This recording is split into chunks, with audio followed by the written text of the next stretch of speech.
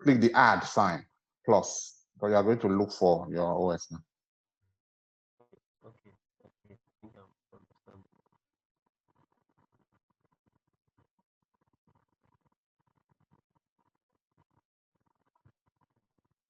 So what did downloads? Was it downloads that you downloaded your OS? Yes, download. Exactly. Okay, Yes, that's it. Click it. That is it. Open. All right. That's it. You are good now. Choose. Let's click choose. No. Choose. Yes. Now that you are choosing it, it shows you Windows Server 2016 Data Center Evaluation Copy. You can start now. That was what you were missing. Okay.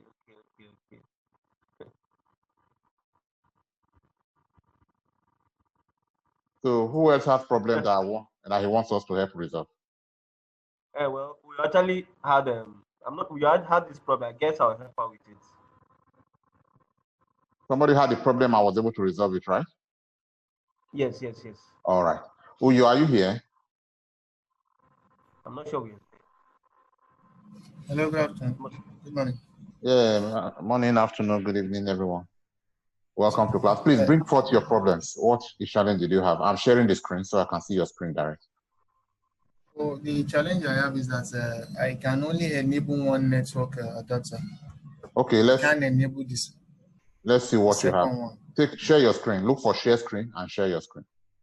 Let me see what you have. Actually, I'm connecting from another system, not the same system I used to. So at this stage, I need to go on and click next. Yeah, okay. I'm stepping up from level 1 support to level 2 support. I need to see what's going on so I can tell you what to do. So I'll not be able to help you if you are not ready with your system. Who else has trouble and has system ready that I can help to resolve?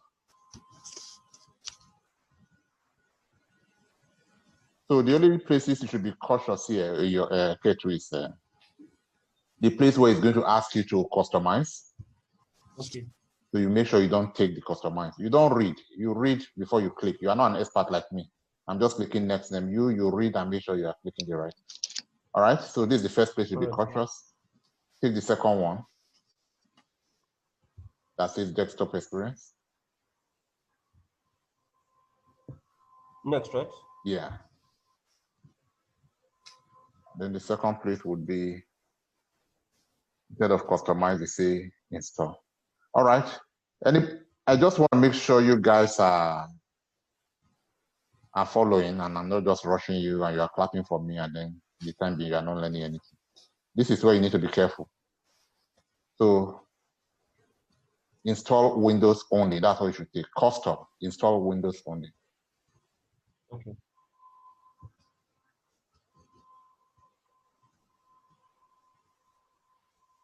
Okay. Next, right? Mm-hmm. All right. So you are good. Everything should go smoothly from here. All right. Next person. Release your screen so that somebody can take over. One more thing. Before you release your screen, go to your file explorer. Minimize this. Let this one continue in the background. Go to your file explorer.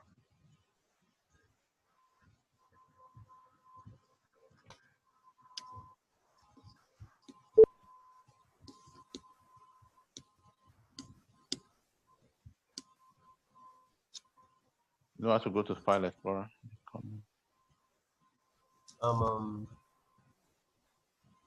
Like you are looking for file in your system.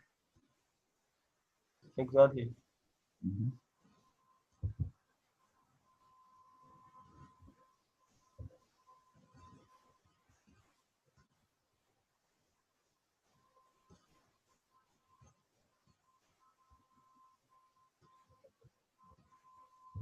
Okay, you can't get to file explorer. Huh? No, sir. Why?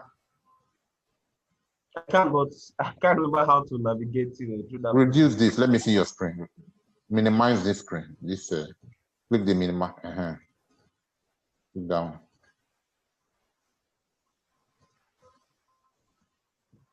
Oh, normal Internet Explorer.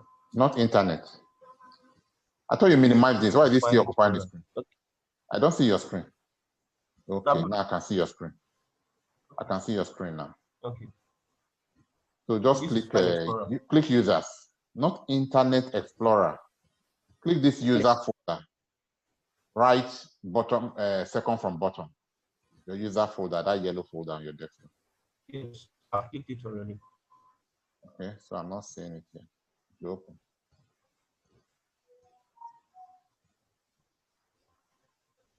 Did you double click? It's not opening. Okay, it's opening.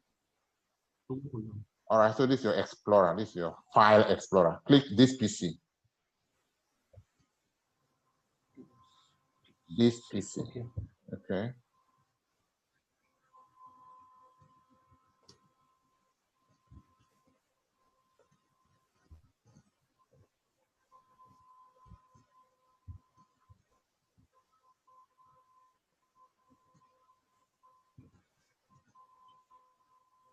Anyway, the system is busy.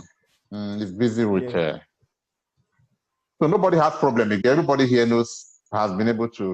everyone has been able to do stuff, and no one has issue. Because the system is busy, we don't want to really do. Okay, your hard disk looks good. 153 gig, 64 free. But click it. Click the C drive.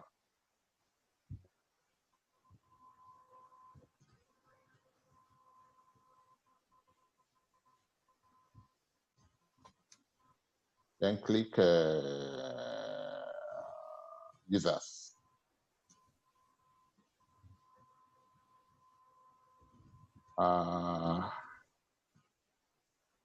Okay, user again. Why?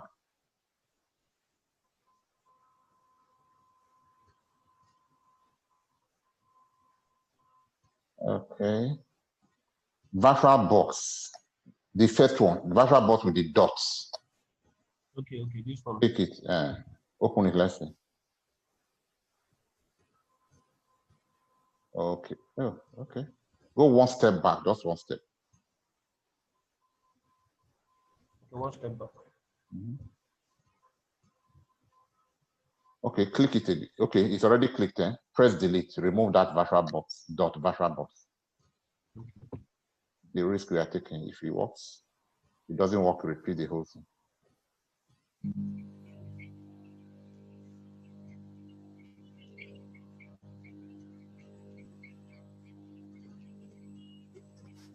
Did you click delete?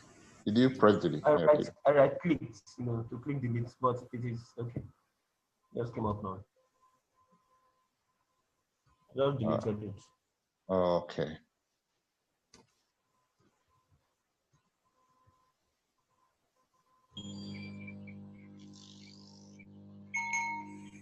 What's going on? It's deleting. Okay. The action cannot be. Huh? It's saying the action cannot be completed because the folder or a file is in it is open in another program. Okay. Cancel it then.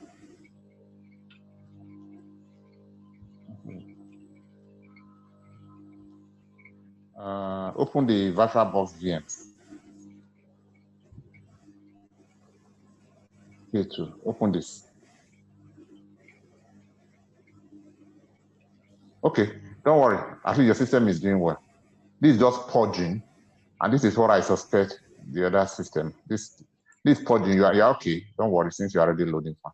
Go back, make sure it's still loading. That wouldn't harm the loading process.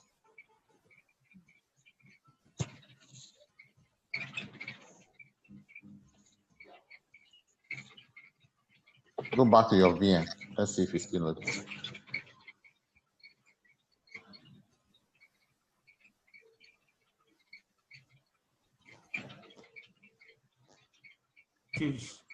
Hello, sir. 10%. I should leave the procedure or the order that is sent to you this morning, if it's workable. What's that? It's not workable, right? What's that? I don't understand what you're talking. Okay, so it's this still loading, right? 12%. Yes, Okay. sir. Oh, it's not even talking to me. Okay, so let's remove that guy.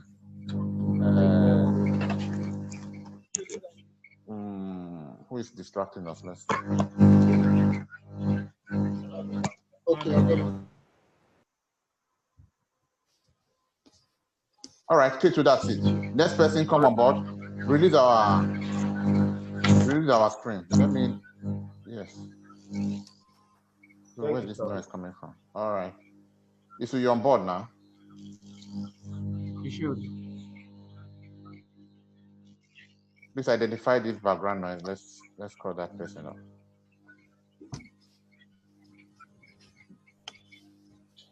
All right, everyone. Do you enjoy that? Yes, we did. All right, so that's troubleshooting. I'm supporting you guys. Thank you very much. You have problem, you bring it forth. Also sending me a text message. In supporting you to Emmanuel, if you do that again, I'm gonna cut you off. So guys, we're supporting you to, and in the process of supporting you and rectifying the problem, you are learning how to support, because a possible kind of job you could get is remote support. You are there in Nigeria, whatever part of the world you are, and you are employed to resolve issues for somebody else somewhere. So that's how to do it. And then I was talking about level 1 support, level 2 support, level 3 support, and somebody was asking what's the difference. Level 1 support would be the first level, the first kind of job you will get as an IT person, especially with Windows, with this kind of course you are doing now. The best kind of job you can get is level 1 support. So you just sit remotely and you are supporting like MTN network, people who have issues, problems on MTN network. You are telling them, for example, and then you are telling them, I cannot browse. A problem could be as simple as I cannot browse. What is the problem? That person is not a technical person. So he needs MTN to resolve it. So MTN will have a support department and you'll be employed in that department so that when people call in to say, I cannot browse, you can take them through what you know to say, have you tried this? Have you tried this? Do this, do this, do this. And hopefully you're able to get them to solve the problem and be able to browse. But if you cannot achieve that, then the problem is escalated to the next level. And then the level 2 person would now go beyond just try this, try that, have you tried this? You go beyond that to do what I just did now. Either physically go there, look at the problem, or in this era of COVID and tools like Zoom meeting, you get the person to bring the problem online and then you can show him navigate. So that is a higher level than just talking on phone and telling him what to do, but not actually doing it and trying to resolve the issue. And if you still cannot do it, resolve the issue, you escalate to the next level. Then a level 3 person will come in, and that would be the expert, somebody who does not just know Windows, also knows a lot of stuff. Okay. And at that level, he must be able to resolve the issue. There's no more escalation. He must resolve the issue. That's what he's employed to do. At level 3, there is no. So here in the US, when they give you a piece of job, you're on your own. There is no, I cannot do it. All these small issues that people are bringing, anyway, you assist to them. But it doesn't happen in the industry. There is no, I can't do it. There is no, this job is too big. No, you have to do that job. Even when you work as part of a team. Even when you work as part of a team, and that particular task is isolated and given to you, there is no excuse. You must do it. You must do it. You cannot do it, then get ready to be sacked. So here in the US and Western countries generally, no excuses. No excuses. No. When I came in here, I didn't start IT from scratch. I did some kind of what you call, in spite of what I know, I had to go through the ladder. So part of the jobs I did was working as a technician for Spectrum. So I go from house to house. So people who want, Spectrum is an ISP.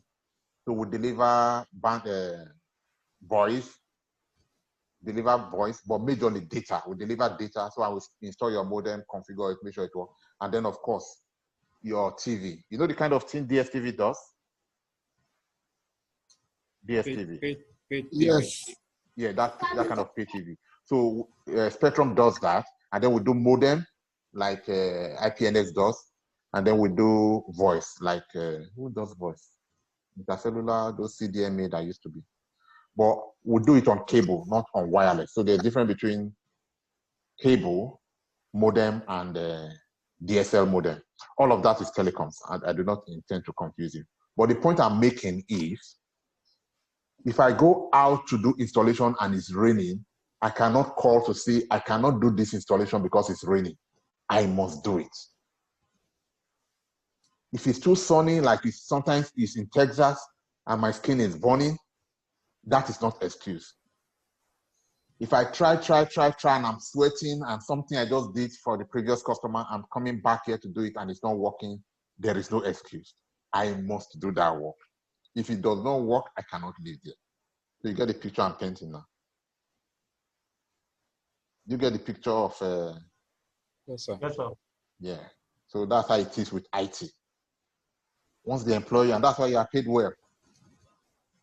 Once they employ you, you have to do the work. Oh, there is no excuse. In Nigeria, you can run somewhere and say, please, I'm trying to do this. Your guy will just come and say, no problem. No, this one you have to do it. Especially when you are looking at remote opportunities. And if God helps you, by the time you are done with this training, and Donald Trump just says, H-1B visa, come in. So you'll be like those that had that were prepared for opportunities. So by that time, people will be jumping here and there to go and learn IT so that they can explore employment opportunities, not just in the US, but in Europe generally. You would already be there because you already know stuff. The minute they say H-1B visa is open, everybody, once you are some kind of specialist in one area of IT, come in. The next minute the embassy is full. How did these people know this thing? How did you already knew it? Yes, we knew it was coming, so we prepared. So I'm that Jeremiah that is preparing you for the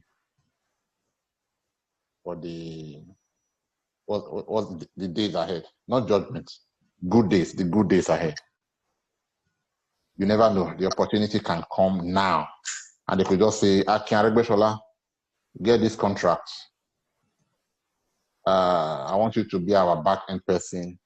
We need anyway, we're not concerned about how many people you employ. Just get this work done for us, be our our support contractor. What do? I come to my trainings. I find out who answers questions in class. I pick Adam. There's one Adam somewhere. I pick Adam. I look at K2 and say, K2, you couldn't do.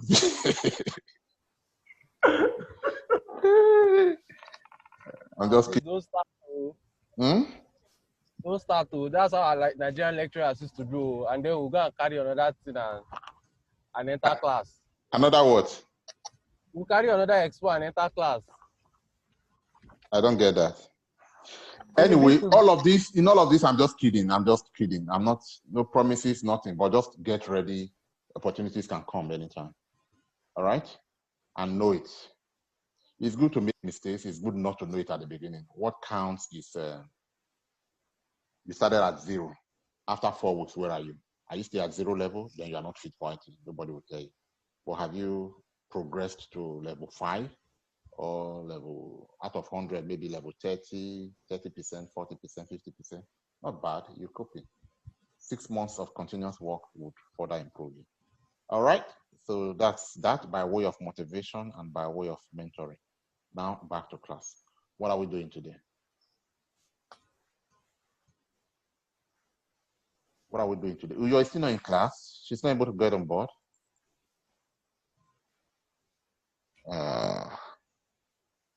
What are we doing today? Today we'll be looking at client server. Client server, okay. All right, so. Hello, sir. So far you do not have any problem. Yes, Nurudi Alabi, how can we help? I just like I said the other time that I couldn't connect with the other system that I'm using as my lab. So I'm trying to bring the system up so that I can share the screen while, because on the DHCP, I can't. Go ahead and share the screen. Let's talk complete. more work. Share the screen, let's see.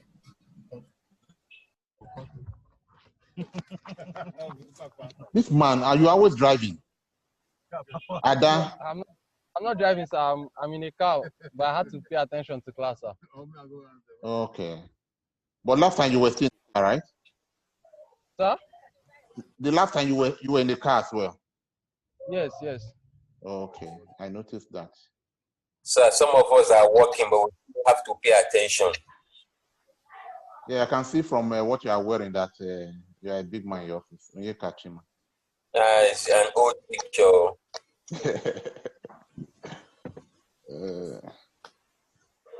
That's 11 years ago. Wow. So you must be much bigger now. You must be wearing agbada now. If 11 years ago you were already wearing suit. No, I thought you were sharing. Yes, I'm trying to bring up the system. I will share as soon as possible. Thank you. Are you sure we can keep waiting for you? We can proceed then. By the time we want to visit. All right. Uyo, do you want to share your screen and let's resolve the issue you have? K2, how is your loading going?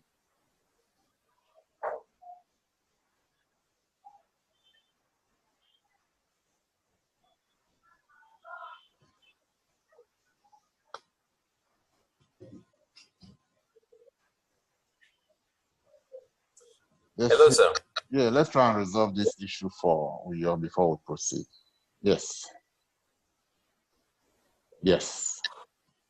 When you catch it, I'm listening. Yeah, my device, it takes time to upload, but I can see yours is faster. What could be the problem? You want to compare? How much is your RAM? 4 gig. 4 gig, mine is 32.1. Okay, where's your laptop made from? HP. HP made in where? That I can't tell for now unless I check the system. I'm just pulling your legs. So many factors now. We can't be the same now. My system this is a trainer system, so it's ready for, it's specially selected. Okay. So you can't compare it with yours. All right. So just thank you, sir. When you get a job, you buy a better one.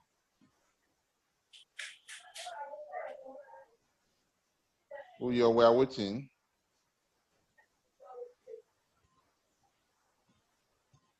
Let's share screen. Let's solve problems.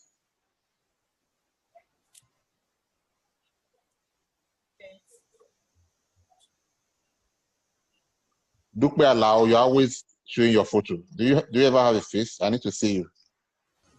Uyo, are you ready to share your?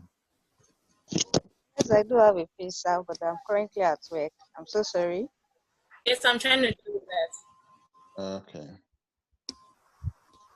Okay, that was Dukbe, right?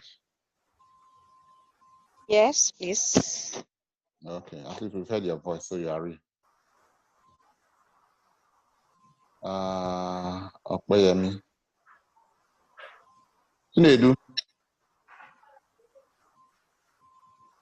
Chinedu Okoro.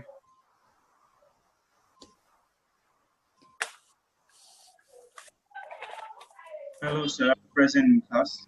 Okay, so what's happening there? Just watching and learning, sir. Okay, so what have you practiced and what challenges did you have? I had a little trouble downloading the 6 gig file, but I was in the class for the best part of, I think, an hour or so yesterday, and I learned about domains, servers, networks. That's where I was yesterday. Okay, but you still haven't downloaded the OS. No, I haven't. I'm going to get some internet this night, then I'll download it. Then I'll run through the video and put it on YouTube. Hello? Okay. So I just share my screen. No, I'm seeing Uyo has started screen sharing. This is not your screen. This is my screen here. Yeah, this is your screen. But I don't see anything yet. It just says you started screen sharing. So on the way, you are starting. Double click to enter full mode. So share your desktop. Yes, hold on. Somebody else for now. All right. So this is your desktop, right? Now close your VM.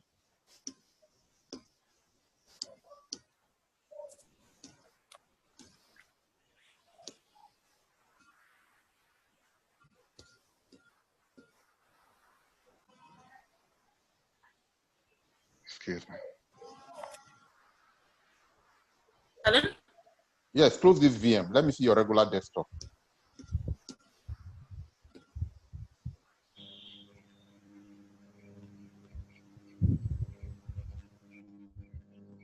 You know how to close? File close.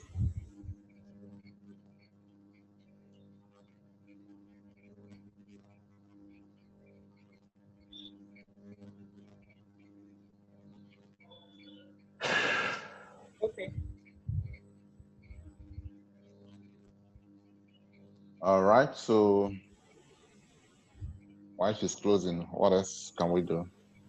What we are doing today is let's just relax. We'll do it, but let's.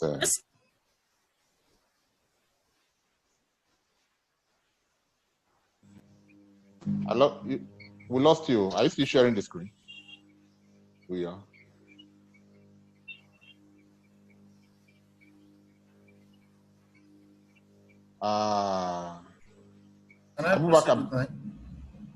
Sorry? Yeah, you can share your while we're waiting. I just did. I don't know if you can see it from there. I'm sharing already. I'm sharing your screen now. I don't see. Yeah, to you, sir. Afternoon. Can you see it? No, I don't see anything.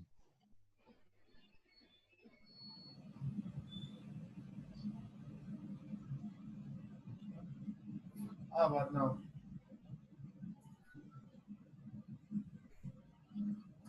Am I not in the right place? Let me look. What am I not doing?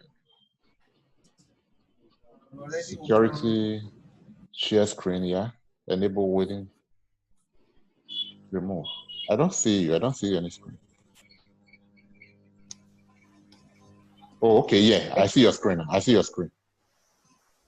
The first challenge I have is sorry? Okay.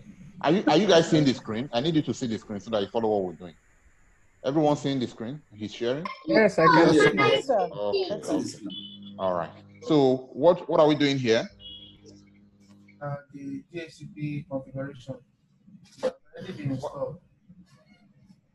What do you mean it's not been installed? It's right there. It has already been installed. Okay. But configuration is there. Click there.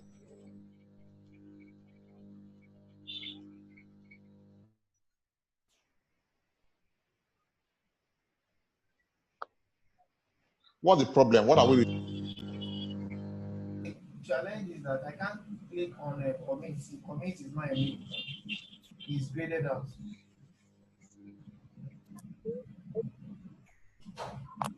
So why are you looking for commit?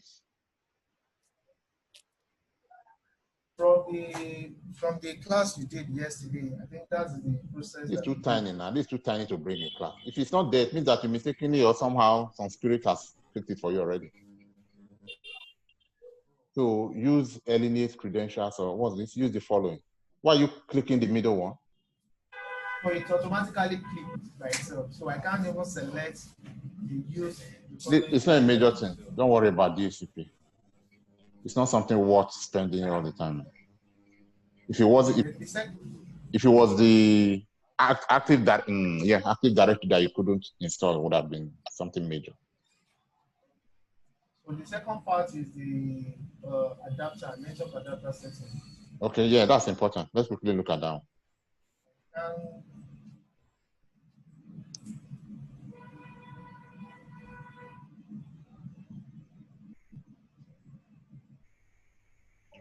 You want to off your machine? Do you want to switch off your machine while we quickly look at the adapter? Because while it's on, it will be grayed out. You'll not be able to do anything. Oh. That might be the problem. I have to off it for default setting. I can only enable one at a time. I can't enable the second. Off you. Are you not hearing me, or am I speaking grammar? One problem you have in this, or you do not have the problem.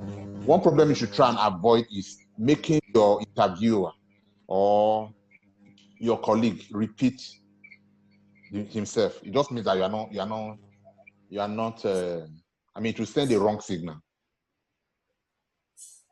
You send the wrong signal. So I said, shut down your system, off your system before we can use the adapter. And you are still asking me. You said that you are not hearing me or you are not understanding me. Yeah, just did now. I didn't get that earlier. All right. Your system is off now? Yes, sir. Okay, so your adapters are active now. Now you can add it. Yes. So that's the problem. That is resolved. Any other problem? None except that commitment. I mentioned earlier. That is not that significant. There are people with serious wounds. Let's not waste my time treating headache. Your headache will go. Let people with big problems come forth with their problem. All right, release the screen so that somebody else can share screen.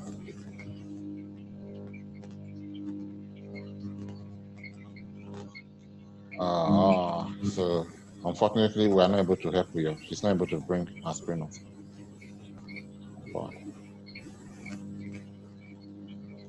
All right, so let's go. Today we are doing what's our server? DS5. Are you seeing my screen? No, you are not. Let me go and share my screen. Let me share my screen. Oh, yeah, you should be seeing my screen. Are you seeing my screen? Are you seeing my pointer? Are you seeing my Oracle VM VirtualBox? Yes, sir. All right, so I start my machine. And then, K2, are you set now? Everything good? I'm set, sir. Yes, sir. You successfully installed?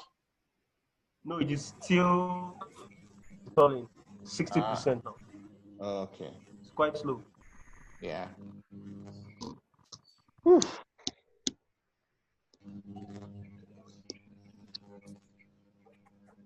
All right. So today we are going to work. We are going to do work today. We are going to work. So my system is loading. My OS is loading. So while it's loading, what do we do? While this is loading, let's quickly create a new machine. Machine, new. This one, call it client. Client 1. Do I already have client 1? No, I don't. So I can do client 1. This time I'll be loading not Windows 2016, but Windows 10. Next. Oh. Next. Next. Create. All right, my Windows client 1Q. Did I add Q? Mistake. Let me quickly correct that. It's created. So I start it. You see my screen? Yes, sir. Yes, sir. So it's let's talk now because people are coming up. You are no longer children now. Let's talk now. So this is server. This is I'm not even sure what I'm looking for. So let me click the yellow one. Click here. Go and look for my enterprise. This is This is Red Hat Enterprise Linux. This CentOS, Ubuntu. It must be one of these two. This data center, it must be this. So I take that and I say choose.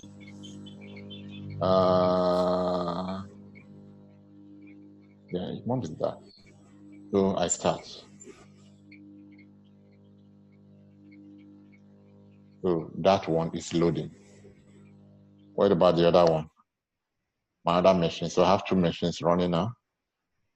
One is so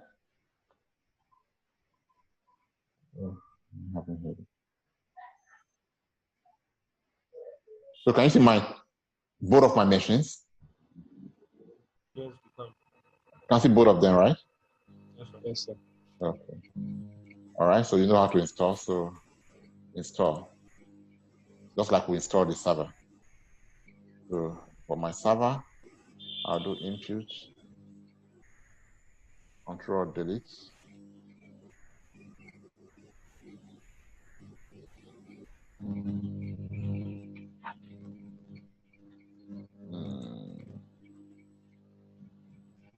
I hope you are seeing the way I'm jumping between two systems. I have enough resources to do that. So.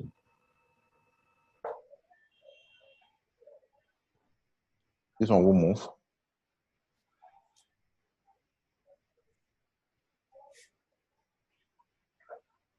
All right, next. Not upgrade, install. Next. And then that one is loading. That one is loading.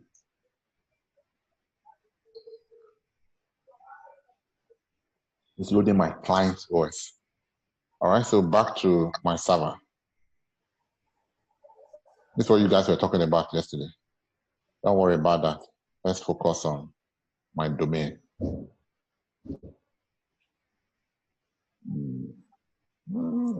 Okay, so I'm moving that. So what's my password?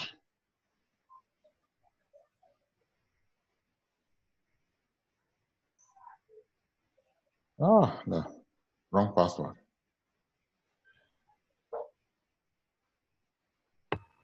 Okay, so I have the right password.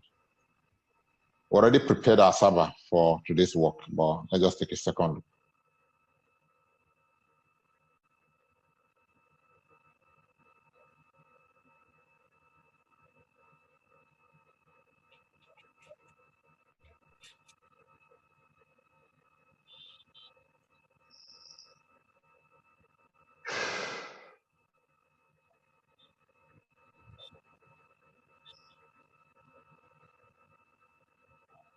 All right, so that's our server. Local server. DS5. Domain. Firewall is on. We have two network cards. They are both enabled.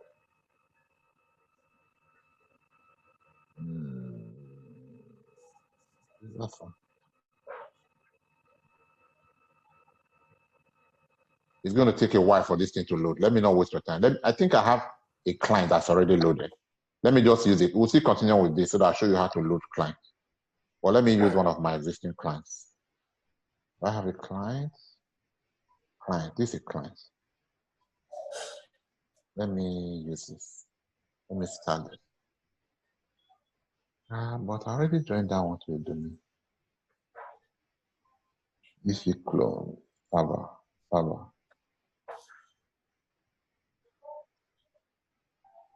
Okay.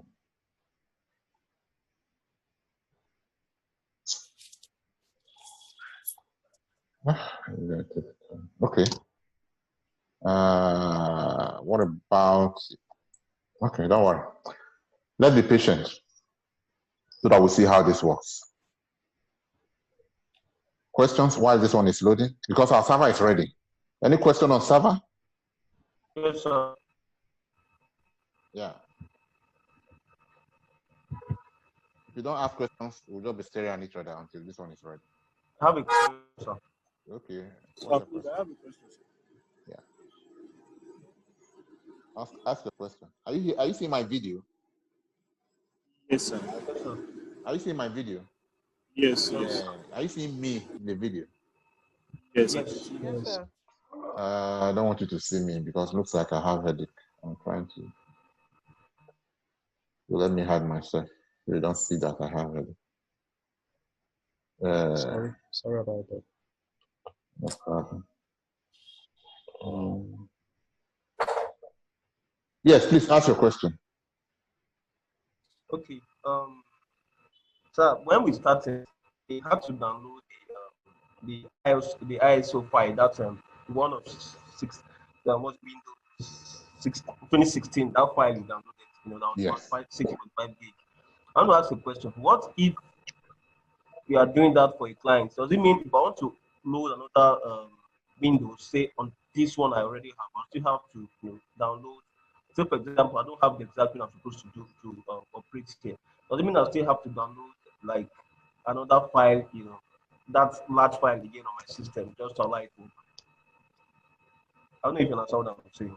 Okay, you say you downloaded the server OS. It's a large one, right? So Yeah, if you have to that's do it for a client. 6.5 gig. Windows 2016 I downloaded. Yeah, Since I didn't have it on my system. Yeah. What if you need it next time? What if I'm doing it for, I want to put another system, another one which I actually don't have on my system. So, for example, Windows 2018, let me just use that for example. Windows 2018, I don't have it on my system. Say, for example, it's out, and I want to do that. Does it mean I have to download it again? No. It's another large file on my system. No, you not download it too. You just say, Jesus, give me this thing to just come to your hand. Then you go and use it. Because the files are actually very large. It's because it's large because you are using small bandwidth and your laptop and stuff. The people that will give you that kind of work to do, they will give you a robust system. It will not take 5 minutes. You will download the OK too.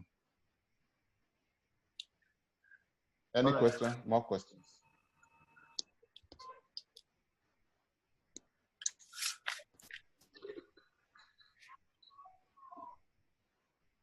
Okay, so let's see my other. Okay, see, it's still loading. Work is ahead, though. You are going to ping today. You are going to troubleshoot. You'll be. I hope we have. Okay, we still have 1 night enough to troubleshoot. We're going to have issues. I'm going to make sure that we have issues and we are not able to connect so easily. So it's going to stress you a little before you're able to achieve joining computer to domain. Enjoy the fun white lab because work will start soon.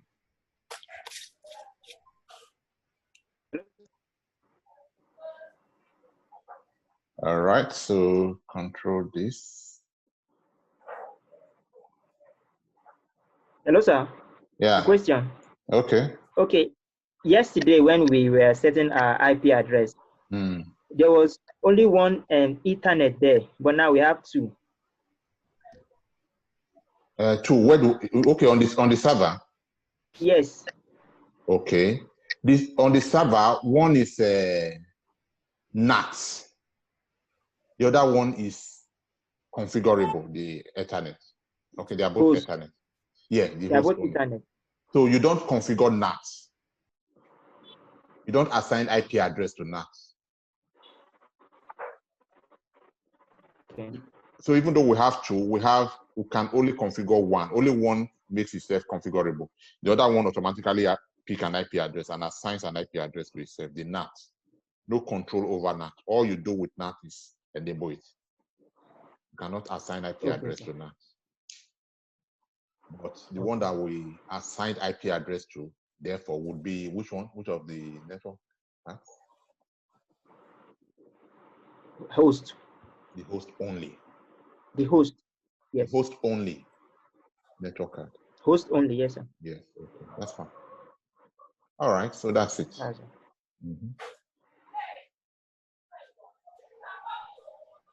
We're still loading. Now you can mute yourself if you are not talking. Where's the person who removed yesterday? Are you here today? Hello. The person we removed yesterday, are you here today? Or you are still not able to log on today? Hello, sir. Yeah. I was removed yesterday. And then you But I'm struggled. here now. You struggled to come back in and you couldn't. Yes. Who is that? Okay, my name is Onyinye. Let me see your face. Okay, Onyinye Abaton. Yes, please. Okay. So today you are I not. was actually in my business place where there was noise. I really didn't know it was interfering. Okay. Sorry about yesterday. Sorry about that too. So you catch up when you watch the YouTube video. I'm actually not following today's class, but I'm going to go back and we watch yesterday's class to be able to catch up with today. Okay, today we haven't even started today, but you are not understanding it yet. Yes, but I will watch yesterday's video all over again so that I can pick up with today. All right, no problem. Thank you so much. You're welcome. All right, so are you still seeing my screen? Small configuration has started. Hello, sir. I have a question, sir. Nuruddin, no, I can't take your question, Nuruddin. Your noise is too much. Whoever is talking now, can you get off?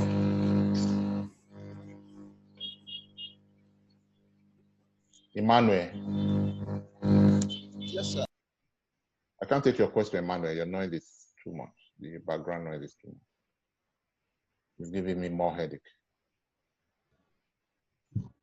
All right. So where are we?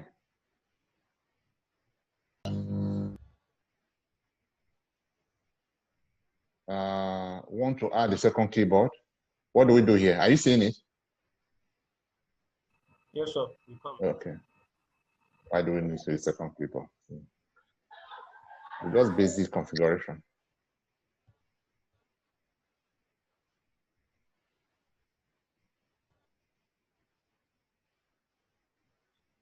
All right, so that one is still loading.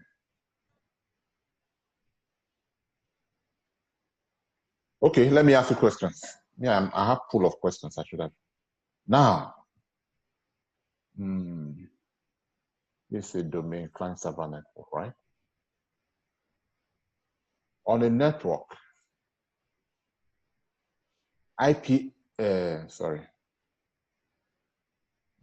what is a MAC address? I mean, I'm not looking for definition. What do you understand by the term MAC address? Hello, sir. Yeah. Can I talk? MAC address to me, with my experience, is like a physical address which can be used to add people to the a client user system to the network. Okay. All right. Any other contribution? What's a MAC address? What's MAC address? What do you understand by that term MAC address? Hello. The MAC address is like an ID, an identity number of the machine, just like you have an IP. It's unique. It's a unique number of the machine that you use to that the machine uses on the network. Okay. Okay. Makes more sense than the first one. Okay. Makes more sense. Let's take a break from that definition. Come back to screen. So right here, instead of entering my email address, I could just say domain join instead. Do you see this? Do you see this? On my client one installation. Yes. Just domain join instead. I'll just take that. Please watch out because you could call me back and say, I got here and I was stuck. The way out is just to click domain join instead, and it will save you the burden of having to enter your valid email address. All right, so that's continuing. Last definition of explanation of MAC address was good. Who is going to use this system? Okay, let me just put my name. How can we use this system? Let me move this away so I can see what I'm doing. Next. And what's Akin's password? Next. Confirm password. Yes. Security question. All this. But normally I'll just answer all the answers to all my security questions is just showing. Whatever you ask me, my answer is showing. That way I don't have to remember so many answers. Then whatever the question is, my answer is.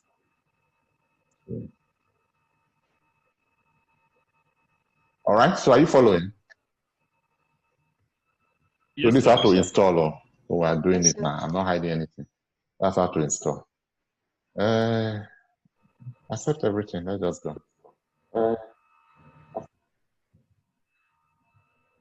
All right, so do more across devices. Okay. Accept. That just main thing is already done. This is just I'm getting everything ready.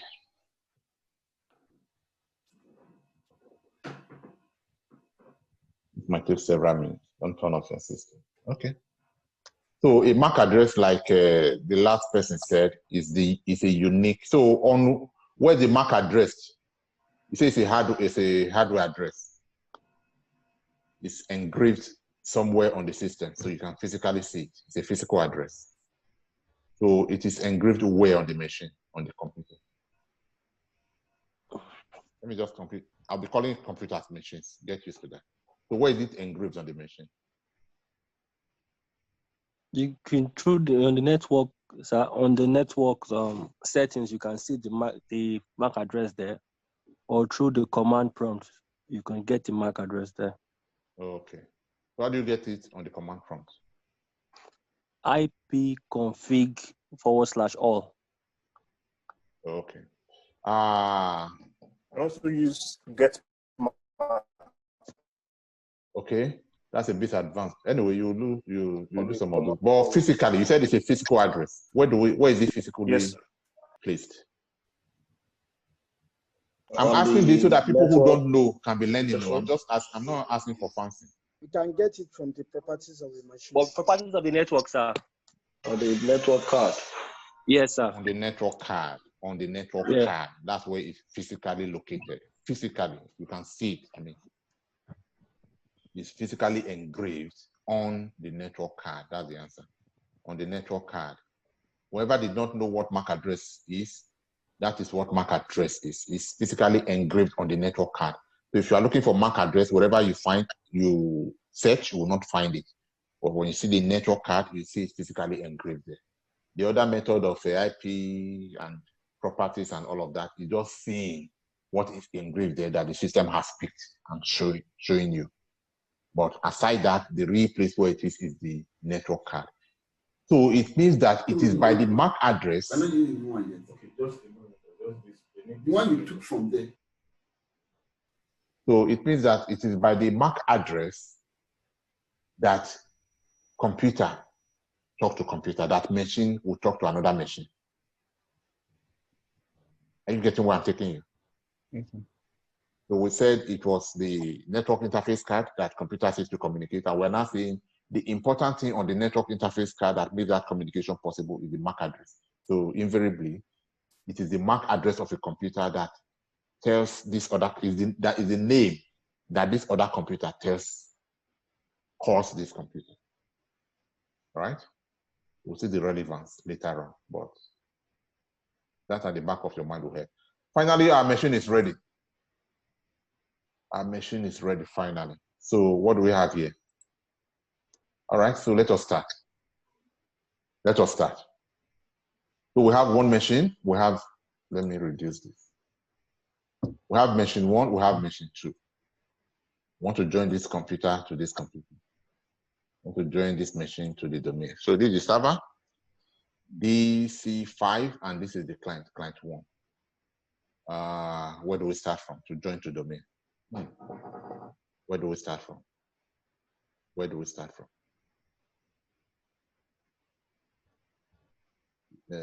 You may want to write down this text. Not logical, but just where do we start from? Okay, let's even pretend everything is fine. Let's go to command prompt. CMD for command prompt. All right. So command prompt, CMD. This is a new one. So to know the IP address of this computer, I'm going to type ipconfig.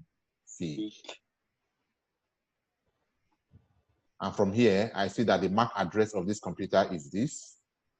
And the IP address of this computer, of this machine, or this VM, call it anything, is this.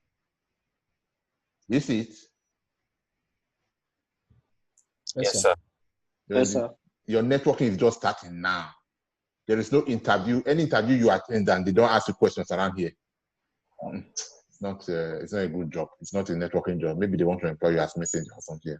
So this is the real networking just starting. Yes. All right. So now we know the IP address of this one. Let's quickly go here and then the IP address. So come here. Let us go to command prompt. The full name is command prompt. But we can simplify that and simply do command CMD. It will still bring us to the same place, efficiency. So CMD brings us to the this will be DOS prompt, but yeah, DOS prompt stroke command line interface, CLI. All right. K2, are you getting these terminologies? Yes, So, but where do we type the command prompt? You just said CMD. Where did you type it? Look at it here. Do you see my search? Okay. All right. So CMD will bring us here. And then you can now say ipconfig. Don't worry about the commands you should be entering here. Windows, we learn more of this in Linux. Networking. Yes. So, but for now, just learn only ipconfig. And what do you use that command for? To find out the IP address that is assigned to the network interface card. It has to do with networking. So we have two adapters here, network adapter 1, network adapter 2. One is 10.0.3.5 and the other one is 192. Now, this one is the one for our host only. And this one is the one for our NAS. How do I know? This.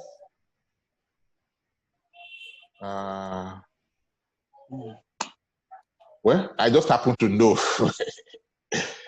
Maybe later I'll find out something that is peculiar.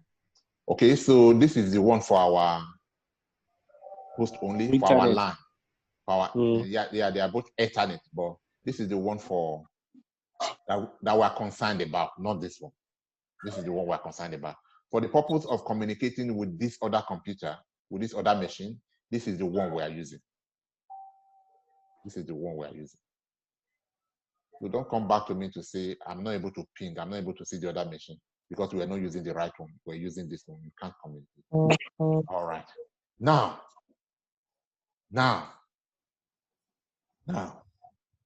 look at, okay, let me do it practically. Now, to see if this computer, if this client 1 is able to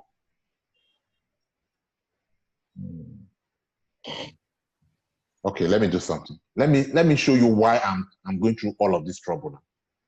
Because it's going to be a lot of trouble. There are a lot of work to do. I might not even finish it today. The reason I'm going here, let me first of all show you so that you understand why we have to do this. Let me close this. So let me go to this PC. If you're not seeing me, say that you're not. Let me know if you're not seeing me. But right now, this PC, right click, properties,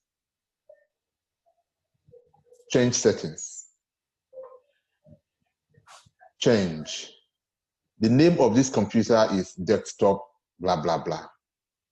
Okay? I could change the name to a simple one like client 1. Okay? And I'll say okay. So next time I want to refer to that computer, I'll just say client 1. Before this name takes effect, I have to restart the computer. Fine, no problem. But I'll restart later. Okay. I need to quickly restart the domain. Close. Let me quickly restart so that name will take effect. And then once it restarts, I'm coming back there to attempt to join this computer to domain. I know it will not work, but let me show you that it will not work so that you now know why we have to go and be troubleshooting and fixing things before we come back there to make it work. So all the work we'll be doing about pinging and trying to resolve issue and everything, the objective, the whole goal, the thing that we want to achieve is to be able to join this computer client 1 to the domain that this domain controller controls. And what's the name of that domain? COVID19.com. Do you understand the problem? Because if you don't understand the problem and I'm just looking for a solution, you may not get it. So let me take you to the problem now. Keyboard.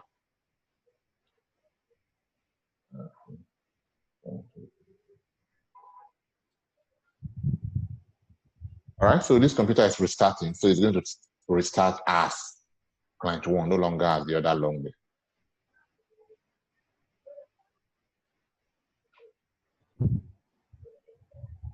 All right, so what we want to do is join computer to domain so that we'll have a network on which we can start to practice and administer our network. We're making progress, but let us do it now. So what are we here for? To join computer to domain. Okay. Join to domain. Okay. So the way I would do it normally is to go through this PC. That's what I do. There are many ways to get there. As long as you get there, it's okay. Well, I'll use that and right click and take properties. Then I'll take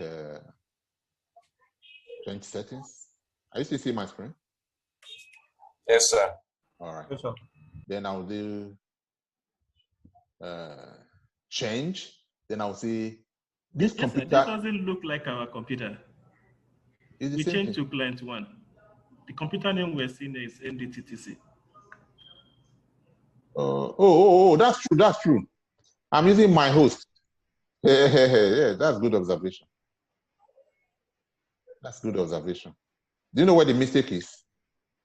I should have gone down to take this one. You see, I clicked here instead of here. Are you seeing both of them? Yes, yes. So this one was hiding. So I scroll down and I see the one for the virtual machine. So let me take the one for the virtual machine. PC. So right click, my properties. And I've made that mistake several times and I spent hours troubleshooting only to realize that I was working on the wrong machine. You're right. Thanks for the observation. All right, so change settings. And then change. And then I see here. Then I see here that the name of my computer is client 1, and it's already a member of a network called workgroup. But that's not what I want. I want to make it a member of a domain. And the name of that domain is COVID19.com. COVID19.com.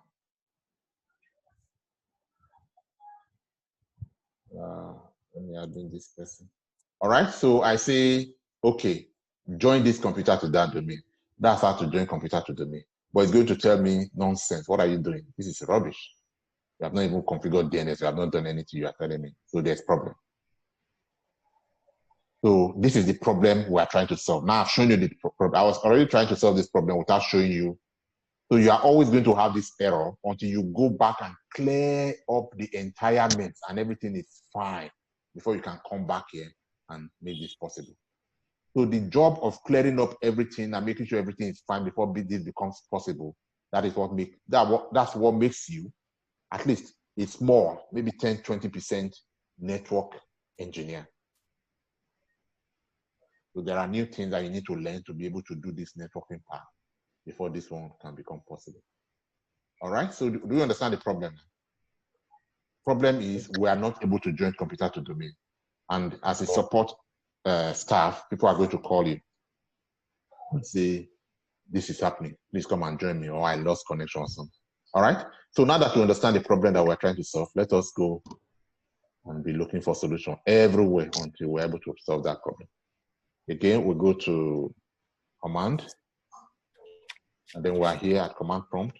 We forgot the IP address, so we say IP config, and then we'll do 10 points. Okay. Now let us see. Of course, I know the answer, but for your sake, let us see if this computer can see this computer to see if there's a route. Let me see your faces and make sure you guys are following. Who does not understand what we are doing so far?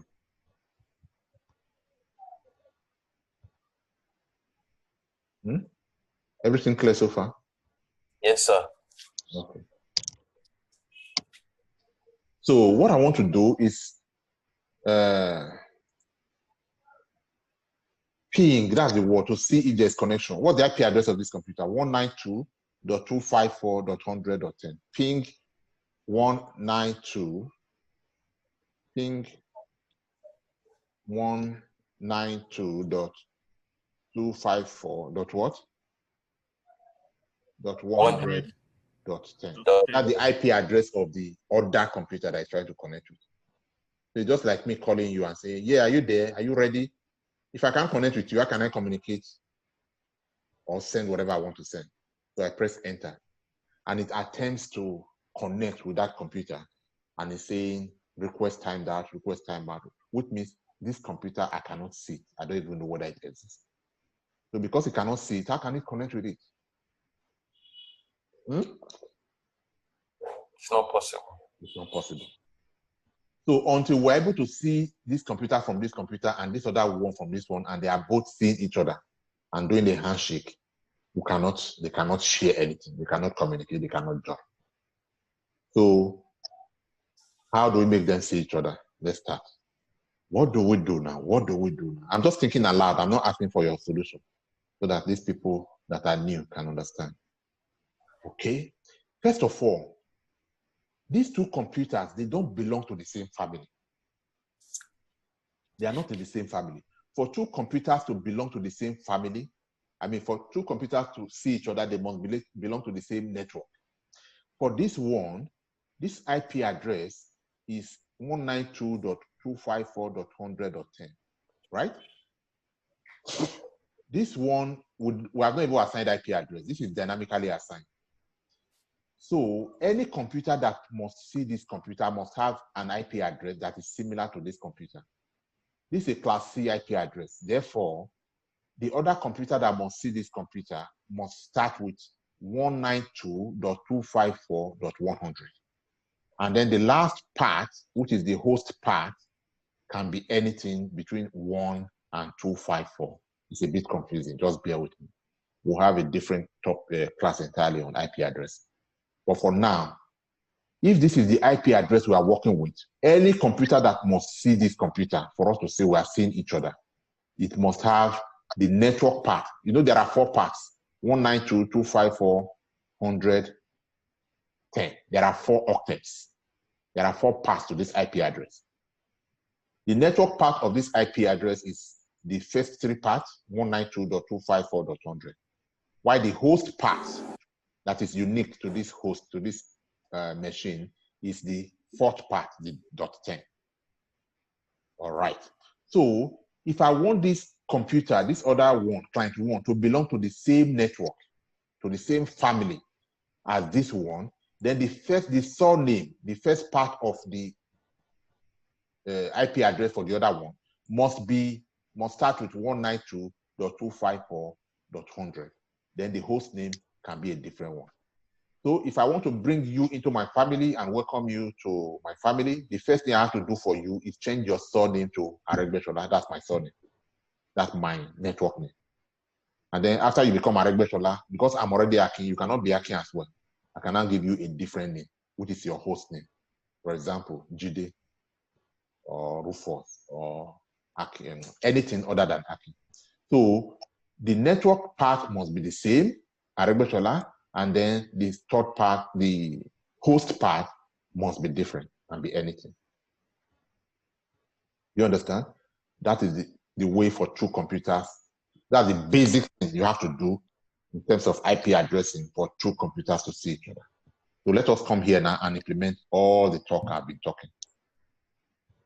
So what I'm saying is this IP address that this computer has is not a good one. It's a bad one. With this one, we can never connect with the other computer. So what do? We'll close this. Let us go and look for a way to assign a similar IP address to this computer. To do that, we'll go to many ways to get there. But one of the ways will be to open network. Are you still seeing me? Yes. Look for your network adapter, anyhow you get there. Change network adapters option. That's one way to get there. Yes. Just get here. Anyhow you get here. There are many ways. There's not only one way. So once you get here, right click and say properties. You remember how to change IP address like we did for server? And this time we are doing for version 4, like we always do. And instead of leaving the system to automatically pick an IP address, we are now assigning an IP address. Then we enter the new IP address here. Now I'm trying to see if you are following me. Let me pick somebody here. Abiodun Sanusi. Do you have any idea what IP address if you enter here? Can you give me at least the first octet? Okay, 192.254.100. Oh, correct. All right, stop. Okay. Correct, thank you. The first octet will be 192. Correct, thank you. Afiz Obinde. Afiz. Hello, sir. You wrote 160 instead of 192. Oh, sorry about that. Thank you. Maybe it's part of the test to see if you are following. 192. So Afiz, so what should the next one be? The next octet is 254. Let's see. 254. Okay, that's correct. 254. All right, good. Let me look for somebody else. Hold on. Oh, are you following now? Yes, sir, I am. Okay. Thank God. So what should the next octet be? 100. 100. All right, beautiful. Now the most difficult part. So with these three parts, they now share the same network. Now let's give it its own name to make it unique from. To make it unique. Dupe, allow. Is Dupe allowed there? Yes, I am. All right. So what should the last octet be? Be a valid IP address that can connect to the other one. It could be a different number from 10. Correct. A different number from 10. Beautiful, beautiful. Let's look for somebody who is a complete novice. I don't identify novice by their faces, but they're not even showing their videos. All right, but you're correct. So let's take any number different from 10. You want us to take 11 or 12 or something? Let's take 11. Take 24. Take 24. Okay, 24. All right. 12. No, I've taken 24 already. All right, so the subnet mask is 255.255. This simply means that in assigning IP addresses using this kind of IP address, the first octet is not available, it's fully used. The second octet is not available, it's fully used. The third octet is not available, it's fully used. The only thing you can change is the last octet. So that was why we used 192.254.100, which is the same as the other one. So any other machine that we want to be able to communicate with this network, the first 1, 2, 3 are constant. Only the fourth one is variable. That's the meaning of this subnet mask. All right. Good. That's good. So far, so good. I asked 3 people and you all know what you were doing. You gave me the correct answer. So I'm going to assume that everybody understands this. And this is fundamental, very fundamental. All right. Gateway. What is gateway? Gateway means that on this domain that we are setting up, if any computer wants to go to the outside world, outside the domain, maybe communicate with another domain or even with the internet, which of these two computers, because there are only two, there's going to be only 2 computers right now. Which of these 2 computers do you think appropriate for you to go through to communicate with the outside world? Of course, because there are only 2 computers and the family name of the computer is 192.254.100. That must be it. So between these 2 computers, the one that has .24 and the one that has the other one, 10, which of them will be used as gateway? .10. Obviously. .10. So that's how you get that. So even if they grow up to become 50 computers, the .10 being the server, being the domain controller, being the DNS, is the logical one to become the gateway. All right? Preferred DNS. Again, which of them is the DNS server between the two of them? The DNS is the 192.254. So the server is the one that will configure that server, right? The domain controller. 254.100.24. No, .10. All right. So this is okay. We say okay there and we close. Now we have changed the IP address from DHCP to static. Before you ask your question, don't interrupt this. Don't interrupt this. Hold on. All right. So now we have changed the IP address. Let's go to command prompt again and see whether our new IP address has taken effect. CMD for command prompt. And then we'll go to command prompt. And then we say what? We say, what do we ping. IP config. We ping IP the address. config. No, IP config. To find out what the IP address is. IP config. All right. And what do we have?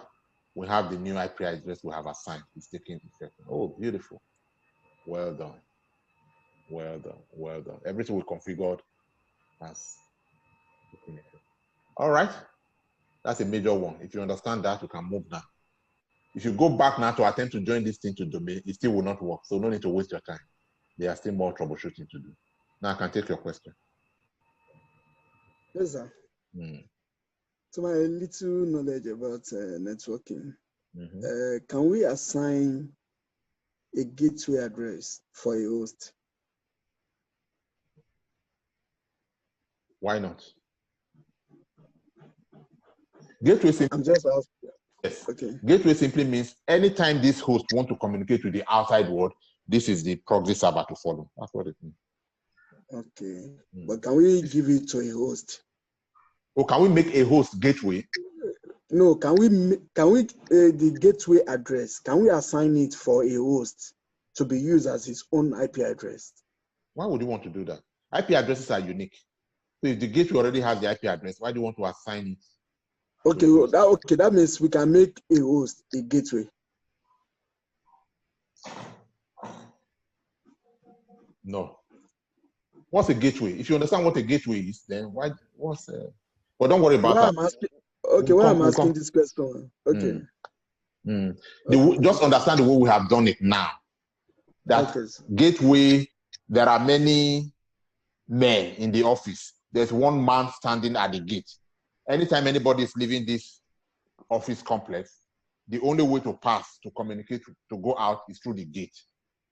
So anytime you are setting up, give you orientation to any of the men within the complex, show them the gate, that anytime you want to go outside, pass through this gate too. That's what we have done by giving every computer the gateway IP address of where to communicate with that. Okay, let's stop there so that we don't lose this. I'm happy that they are following so far. So let's not make it more complex for them. But we'll talk more about this when we get advanced. All right, so that's the role of gateway. Again, it may not be so relevant here what gateway is because we're not doing gateway. But when we get up there, we'll talk more about gateways. Now that we have done this, are we still able to ping? Are we not able to ping since they are now belong to the same family? So no, ping what now? Ping 192.100.100. What? 10. Okay. Is it that simple? Just because we've changed IP address, we think no, it's not that simple. There's still work to do. We see timing out. So what's the next thing now? What's the next troubleshooting to do? We are still not pinging. We're still not getting reply. So it's not enough to just change your name and say K2. No, not K2. K2 has a good name already. Let me look for one name. So it's not enough to just bring Tokumbo Ajimosi and say, Tokumbo Ajimosi. From today, you are no longer Tokumbo Ajimosi. You are now Aregbechola Ajimosi. It's not enough. not enough. There's more work to do. What are the works to do? All right, so I'll show you. Just to help you reason, so that you might even know it before I tell you. What are the important things for networking? You mentioned it yesterday. I asked you, what are the features, the core things that you need to put in place for a computer in order to make it communicate, in order to network it? You said network interface card. You remember you said that? You said yes, sir. Network interface card. So by that answer, a good place to look now is, let us check if this computer even has a network interface card and if the network interface card is working. Okay, so now you know where to go. Go to machine, go to settings, go to network, and you see NAT. NAT will not do local area network. What you need here is host only adapter. You remember? You remember? Yeah. Yes, you do. All right, so host only adapter. You've corrected one more problem. You've done one more thing. And let's just check again. Who is that?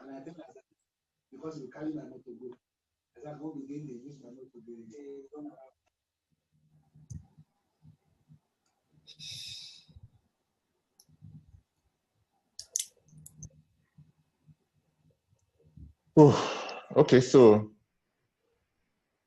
let's just check what we've done. Settings, network. So we have assigned the appropriate network interface card. The other one was wrong. We wouldn't have made any progress with that. And the cable is connected. All right, so that's fine. All right, so can we ping now that we have solved the problem? Ping.10. We are pinging though. It's giving reply. All right, so one way. That was simple. I expected it to be tougher. It's going to be tougher. Okay, so this is the reply we expect to see, that, okay, I am now able to communicate with the other system. Right? People are just quiet. Are you following at all? Yes, sir. Yes, sir. Yes, You've just done a major thing. Yes, sir. Yes, sir. Yes, sir. Yes, sir. I'm sorry about this, about the host adapter enabling. Is there a way we can remove NAT from the host? We just removed it now. We have removed it. Yes, I'm saying. Oh, sorry. I'm saying from the server, from the server end now. Okay. From my own experience, okay. Basically, when I work with Sanusi is talking, right? Okay. No, my name is Nasiru. So who is this other person that's distracting? Let me look on. Give me 1 second, Nasiru. Why is this thing not working so I can remove people? You did something, eh? Okay. Don't worry. I'll catch you now. Once I catch you again, I'm removing you. That prayer that you prayed for me not to catch you, I'll neutralize it.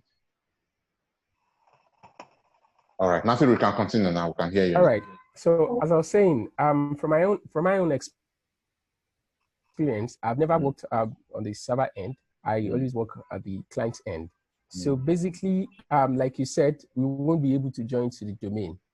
So all we do is to call like the level 2, which are the server guys. I am the end user support. So to disable NAT, okay, so that I'll be able to connect. So I don't know if so I'm trying to look at the picture. Is this something that will be done from the server now? You know, now this is the client system, and we have the DC5, which is the server. So what you just did on the client system, on a real life scenario, there's no way for me to do this. I don't know. Except first of all, this is real life scenario. This real life scenario. Secondly, sorry about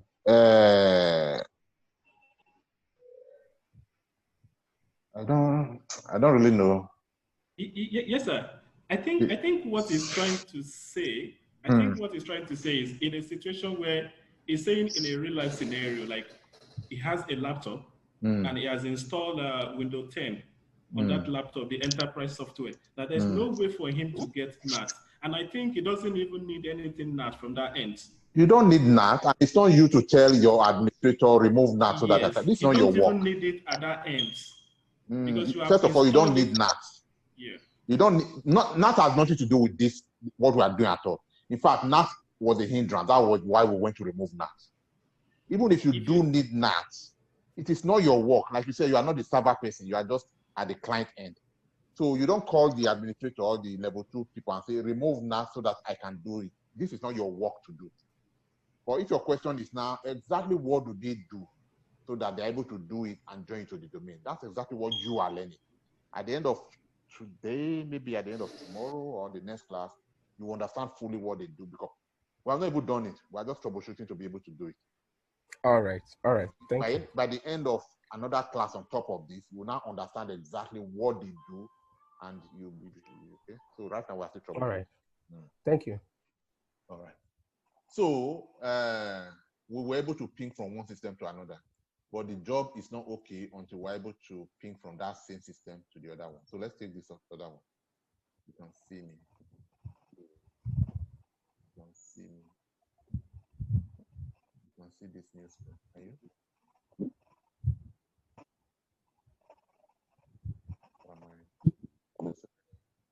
Let me close this one. All right. Huh? What's this? I don't know how many windows I have open. Okay. So which one is this one? DC5. So what's the IP address of DC5? You forgot? Let's quickly check. 192.254.124. Okay, and then you remember, okay, for the other one.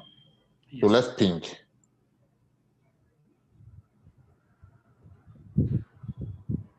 Ping 192.254.100.54. Yeah? Dot what? 24. 24. All right. Pinging. Request timeout. Okay. So this one is not seeing the other one. So troubleshooting continues. Troubleshooting continues. So what do you want to look at? The IP addresses are good. So no need to check IP addresses. What do you want to look at? The machine? Is this one, what adapter do you expect to see here? Host only, that's good. Host only. And then the NAT is also configured here, not because it's useful for our NAT. We can remove it and disable it. We disable it, we switch the system off, and then we remove check. It's not, NAT is for a different purpose, and I've told you what NAT is for. It's not for what we are doing. All right, so NAT is, adapter is good, IP address is good. Why are we not able to ping?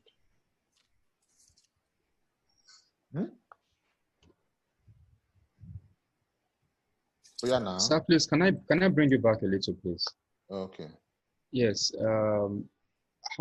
Why do we have 2 adapters in the domain controller, please? No, not because it's a domain controller. Why do we have 2 adapters? Why would you want 2 network adapters on a system? One will be for connecting locally to set up the domain. The other one, the NAT, is for browsing to connect to the outside world, the internet. Yes. Okay. We did it yesterday. Yes. We removed NAT, we were able to browse, and then we went back, put up the NAT, and then we were able to browse. So we concluded that, all you need to do to be able to browse is set up your NAT. Okay, I'm clear, sir. Just to also add, I think because there is no router, this one also act as a routing device. Not correct. No, not so entirely. we have our DHCP server. Sir, can we go and configure our DHCP server, DHCP from the server? No, that's not for today. Anthony, that one is not entirely correct. I do have a router here that is connecting me. Okay. Because with one network card, we should be able to access internet. If it's linked to a router will not do the NAT. So I'm thinking maybe because there's no router here, that's why we are having NAT, another card on the server. Okay. What you see is correct for an enterprise. Yes. For an enterprise. But for cloud computing. Or cloud, not, I mean, so the way to think about it is, yeah, okay, it works. So you are looking for explanation so that it sticks and then you remember all the time. But that explanation will fail you. This thing is science. What we are doing is science. If it was art, then anyhow you explain it as you are given, just explain it, even if the spirit directs you. But because this is science, it's based on principle, it's based on general theorems that work everywhere. So if you move out of that theorem to do it the way you understand it, it will fail you in some places. It will fail you and you feel, I thought I knew this thing. So if you can base it on the real theorem from beginning, you can build on that and it will not fail. All right, so let's go back to troubleshooting. Yeah, we still have time. We'll be able to join the domain. Oh, yeah. This is where you have to where you're thinking. I'm not sure you know this. Maybe I should just show you the answer to this. Well, before I show you the answer, just brainstorm, just think. What could be wrong? Hello, sir. Hmm? Hello, sir. Yeah, last come. Yeah, I'm looking at a situation like this. Hello? Yeah, I'm looking at it like this. Fine, we have one system and we have the server and we have the client on the same system. Can we, I start to be corrected, can we say, can we look at the firewall? Oh. Something like that. Wow. How did you know that? I'm just looking at, I think deeply about it, that fine, we have them on the same system, but if physically the old method I know, if the server is separate and we have a client separate, the most time the firewall is always like a blocking, like a stumbling block in between most time, even when everything is okay. All right. So that's for me, good reasoning. Good reasoning. So let's go explore your reasoning and see whether you are correct. Okay, good reasoning. In fact, to be honest with you, that's the answer. That's the answer. Firewall. Because if you understand how it works, I'm sending data from here. I'm sending packets from here. This guy is receiving it and he's telling me I can see you. I'm sending from here. This guy is not receiving it. What could be the problem? Could it be that something is blocking, covering the entire system? And once my packet is coming, it's bouncing back and not allowing it to penetrate so that the system will see it. That could be it too. Okay, what could be that thing that's covering it that's not allowing? Firewall. Okay, let me go and check my firewall. Fine. So, good reasoning. Let's go check our firewall. So, where is the problem coming from? This one is sending, this one is receiving. This one is sending, this one is not receiving. So let us check for client one. In fact, let us check for both of them, but let's start with client one. You know how to check firewall? Anything you don't know, don't worry. Instead of looking for it everywhere, just come here and say firewall. Network protection. Just say firewall, and then it will bring you here. For now, temporarily, firewall on, firewall on, firewall on. Temporarily, let us switch off the firewalls. You can always come back to switch them on while just troubleshooting to see if Olasocom means idea would give us the solution. So where is it now? Domain network, defender. Am I on client one or I'm on my system? On my host? All right, let's go back one step. You're on client one. I'm on client one. All right, so client domain firewall is off. Let's just off this one as well, especially the public one. This one is off. And then the public private firewall, let's scroll down. There should be three of them. Domain, private, where's the public one? Okay, public firewall, especially this one. The name already says what it is, so no need to explain what public is. So public firewall is off. All right, so our firewall is completely off. For the categories. So I can turn them on, turn them on. Once I troubleshoot and I'm fine, I can come back here to turn them on. All right, so it's turned off there. Firewall turned off. All right, so let's try again and see if we'll get a result this time. The thing that was blocking my packet from coming in and being acknowledged, I have removed it. So I've removed the fence around my office complex that I talked about earlier. So every Tom, Dick, and Harry can enter now. Let's see. Let me just test. So we're getting reply. Reply, reply, reply. It's working now. Thank you, Olasukomi. Are you still there? Thank God, sir. Thank God, sir. We're only 29 in class. This thing has become too complex for some people. They run away. Or are they busy in class? Yeah. I guess some maybe at work. All right. So finally, we're able to get the two systems to communicate with each other. Reply, reply, reply, reply. So now we are set to go back and join the client one to domain. Any question before we do that? Because with this one, as good as we're Question, sir. All right, I'll take your question. Okay, sir. The first one, why was the firewall rule not set to default the way it was set for client one? Client one was to block any incoming firewall incoming network or traffic, whatever it is that coming there. But the domain that was supposed to be the server, which is supposed to be secure, allowed something to enter inside of it. No, I don't get you. Now, the client one server, we could not ping client one from domain because the client had a kind of firewall rule around it, and our domain, which is supposed to be the main system where we are connecting from, did not have that firewall rule, and client one could ping directly to it. Why was that? What do you mean domain did not have that firewall rule? Which firewall rule? So what's the firewall situation at the domain controller? No, what I'm saying is when we ping from client one directly. I understand what you are saying. You are saying that the domain controller does not have firewall around it, right? Like yes. You are saying the domain controller has. We just pinged. There was no firewall rule. It was like there was no firewall. We just pinged directly to it, but this client had something blocking it at the beginning. What I'm saying now, you are claiming the domain controller has no firewall around it. That's why we're able to ping it. Or had firewall yet we're able to ping it. So how do you know that no firewall? How do you know that it has no firewall? Or that it has firewall? That's what I'm.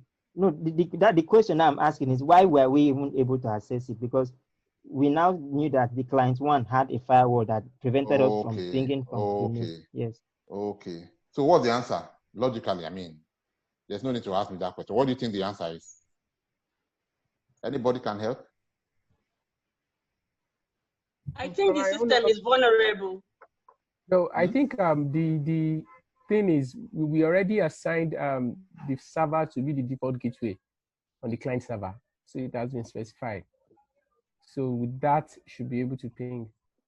No. Okay. So what's the answer to that question? I think separate network segment, and the server is finding it difficult to communicate with it. I mean, what group? No. No. Hello, sir. Network segment, yeah? I think by server ordinarily or probably after normal installation, the firewall is always activated. So the firewall is activated. It's already enabled after installation. Yes, but yes, automatically. Olasukomi, no, you are Olasukomi. The person who asked the question is saying, why were we able to go ahead, even though your statement is correct, that the firewall is enabled, is up? Okay, that. Mark, Obegba asked the question. Yes, sir. So my question to Mark is, how do you know that the firewall on the server is up and enabled? We have to go back and check the firewall. So that's what you have asked. So you should have asked me to go and check the firewall and see whether it was off for it to have. Then if you now see that it's on, then you can now ask, how come it's on? And then we're able to ping. Okay. So now, what is your assumed correct answer to your question now that you have said something meaningful? 1 minute. What's your assumption?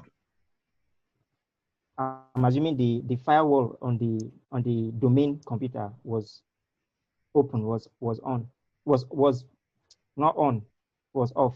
Yes, that assumption is the correct one. That's the assumption is right, because if it was on, then if you're not asking when did we do it, maybe you were not in class yesterday. But anyway, let's still go ahead and check the firewall status of the domain controller. But from all indication from my explanation, the only logical thing that we expect to see there, otherwise it will throw all of us off balance, because it will be working like art and not like science. If we find that the firewall was on and yet we were able to ping, I expect to see that the firewall for the domain controller is off. Okay. Let's go and check it. This is the domain controller. So I leave here to check the firewall status. Remember, I don't know where it is, so I just enter firewall. I just come here and I say firewall,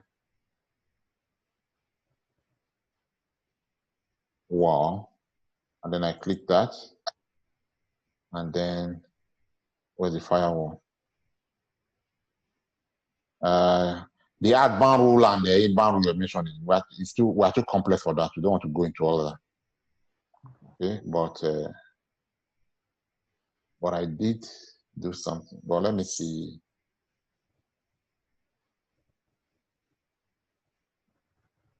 Firewall. I don't want to do it from here. Connection security.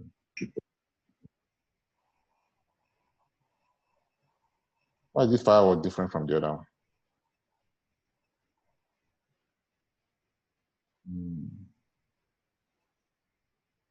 Windows firewall is on. Where is it? Okay, Windows firewall is on. Okay, but outbound Windows firewall is on. Inbound connection that do not match a rule. Outbound connection that do not. Okay, this is a bit complex for you. So what I've done here is that even though the Windows firewall is on, I have gone ahead to set my inbound and outbound rules for that firewall. So many things are checked. For now, we'll do this maybe in cloud or from Linux. But basically, the picture you have at the back of your mind now is, even though you are seeing it on here, I've actually allowed. It's technically off for this kind of packet. It's technically off by detailed setting, by detailed configuration. So I left it on, but went ahead to allow those kinds of packets to come in. Like I said, there is no other explanation other than that. The firewall cannot be on, and this will happen. No. Now that we have troubleshooted, is there what like troubleshooted? Now that we have done our troubleshooting and everything is fine, we can go back now and put on our firewall. It doesn't stop the work we'll be doing later on. But again, don't worry about all of this complexity. For the firewall, technically speaking, just know that the firewall for Windows, for DC5 was off. Yeah, you saw it as on. I left it as on, then it's more like I left the gate open, but I locked all the windows. And even locked. Yeah. So sir, if I say that you bypassed the firewall, would that be correct? Yes, something like that. Okay. That'll be correct. In plain language, that'll be correct. In technical language, you want to say the firewall was on, but I left the port open for pinging to happen. Ports. We'll talk about ports later. All right, so I deliberately avoid those terms now so that we don't. All right, so, but good observation anyway. It's all part of the reason. Okay, so now that we're able to ping, let's now go and change and join it to domain. We shouldn't have problem. Everything should just be smooth. But at this level, I can now ask my small apprentice to complete the work, because once the pinging is successful, the rest is ceased. Okay, so excuse me. All right, so I'm done with all of this. Let me close all this. So I have my machine here, my client 1, and then my client 2. All right, so Sanusi, the reason it wouldn't be you that will do that work is because this thing. Okay, let's go to client 1, and then we do what? Let's join this one to domain. How do we join to domain? How do we join to domain? This PC, thank you. Go to this PC. This PC. There are things I'm moving around that's taking time. I'm sure you're not seeing what I'm moving, but then properties. Then what do I do from here? Change settings. Change settings. Where's my this thing? Give me 1 minute.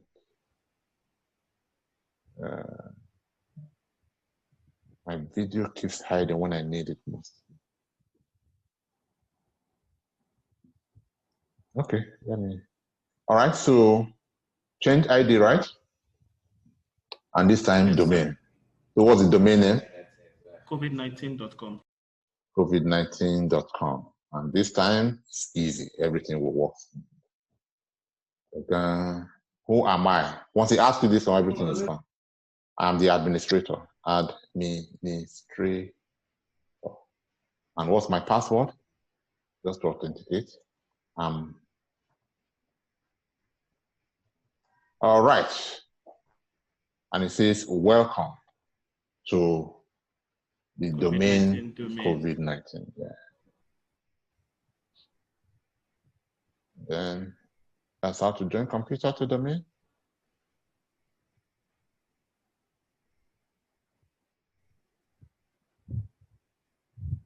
Okay.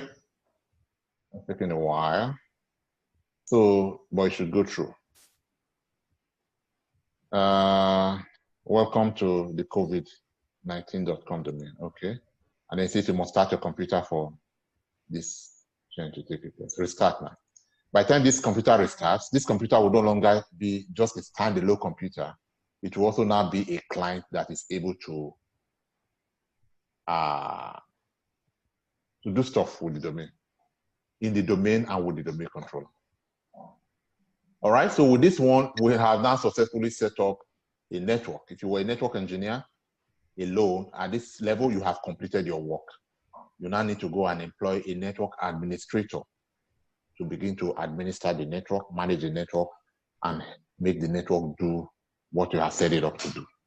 All right, so if you were going to bring in a Japanese or Chinese partner to come and install some app for your company, what they will require would be some solution architect to prepare to architect the infrastructure on which they are coming to install that app. So once they employ you to do that work, you get the right machine, make sure it has the right amount of resources, RAM, processor, and enough storage space. And then you put your Windows Server operating system. You set up your clients, 3, 4, 5, as many of them as possible as the project requires. You join all of them together in the domain like you have done for this one, and then you would have completed your work. Then you can now call the person who gave you the contract. I have done my work. And then they test everything is working, thinking, and then they can now call their Chinese counterpart to say, yes, our infrastructure is ready. Our infrastructure engineer or whatever name that is called. These days, especially when we have to do with online, they call it solutions architect person has prepared the platform. Now you can come and do it. Now it is possible that as they load their app, you will continue to work with them, even though you have completed that first stage of the work. Okay, so we'll continue in the training to teach you now what you begin to do if you are continuing hereafter as a network administrator. That is not so difficult. That's not so difficult. This is like the most difficult part. This part of pinging, IP addressing, you have problem, and then you are trying to bring the system, to integrate the system into the domain. This is where the difficulty is. And most times when you are troubleshooting, when you are supporting, this is the area where you sweat. I forgot my password. I cannot log in. All those ones, they are simple things. Just a click of button, you can help people resolve their daily issue in network administration. All right. So from next week, we'll continue on a new level to train you as network administrators. All right. So where's our client? We have our client now. Let us log in for the first time. So this is logging in locally to this machine. But what we want to do is do other user and log into COVID-19, not to this machine, COVID-19. You can either log in locally. I think this is what the other man was trying to explain yesterday from the server, but not from the server. Exactly, sir. So for clients, from the client, you can either log into this computer locally and work on it as that, or you use it as a client to log into the domain. To do this, you have to be a user on the domain. I don't have time now to create a user, but this is okay. It's not practice. So next time we're going to create a user on the domain, and we're going to come back here to log in as that user. All right. Awesome, awesome, awesome. If you understand everything we've talked about today, wow, you're going to make a good IT engineer. If you do not understand, you are still going to make a good IT engineer. Just that you need to spend more time with him. And let us help to resolve issues. All right, questions. That's about it for one day. Hello, sir. One question again. Mm-hmm. Yes. Since we are working on the Oracle VM box. It was in the VM box we changed our network card to host only and NAT. Correct. What if I'm not working with a VM box and I have two computers? It's not a VM box. How will I change? What are they? What are they? Two computers, maybe just that. Physical I'm computers. not using a VM, physical computers, but I'm not using a VM box because physical I noticed computers. Yes. So VM box does not even come to play at all. Just a physical computer. So how do you? How do I change the NAT and the? So you don't have NAT issue. You will not have NAT issue with physical computer. Okay. Physical computer, you don't have to go and change the data because it's already seen by itself that this is a physical computer, this is the network interface card, this is the MAC address. So you don't have. I don't have to change anything. There's nothing to change. There's no interface. There's not like that interface we are using to integrate our systems. You will not have it for physical computer. Okay, sir. A different ball game entirely. For physical computers, just plug one cable here, and go ahead to ping. What I mean plug one cable here, I mean your structured cabling is already in place. That's what I mean. Your structured cabling is in place, your switch is in place, your switch is powered and working, your network interface card for your systems are okay. Get your straight through cable. You have to crimp it, terminate it on RJ45, connect one port to your NIC on your computer, the other port to the other pin to your port on the switch, and then do the same thing for the other computer. So through the switch, they are now seeing each other. So start your ping and start assigning your IP addresses. Right.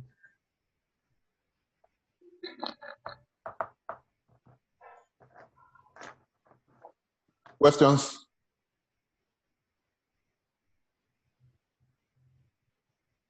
No more questions. All right, so that's it then. If you have questions, just in fact, I'll end this meeting, then I'll start another one with you so that we can look at why your system is slow. Hello. Sorry. May I ask? I don't know if I can ask this in the class. Then when does NAC come in? NAC. Yes. What's NAC? Sorry. Network access control. I understand. When you said Mark asked a question that okay, if we have two machines, a server and the other a client, then you mentioned that we can plug in and it works.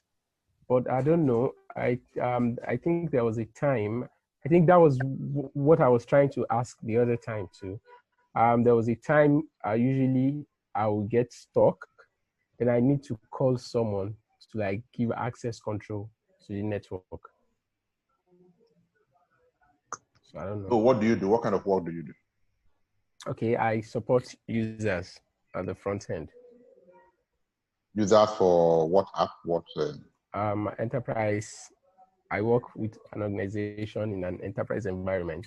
So I do basically, I add their system to domain. I support their basic apps and all of that. So you support, your support is local, is internal, like to staff, not to customers outside? No, to staff. To staff, okay. Okay. So what's your job title? Network admin? Yes, end user support, that's the title. Just support, huh? Yeah. IT support. Okay. So network, that's not a physical, it's not like a physical thing like you have on Mac. It's just a general name, network access control. Can I say something, sir? Yeah.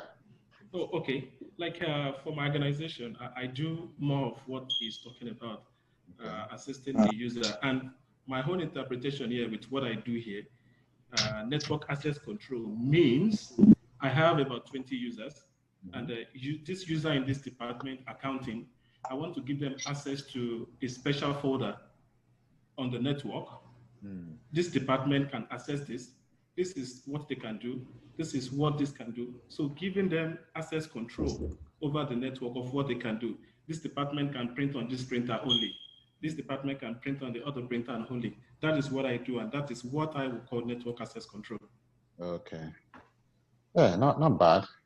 But specifically, that is called folder level management, folder level security, file level security. That what you do is security. Yeah, right, sir. Yeah, that's file more security. That's what it's all about.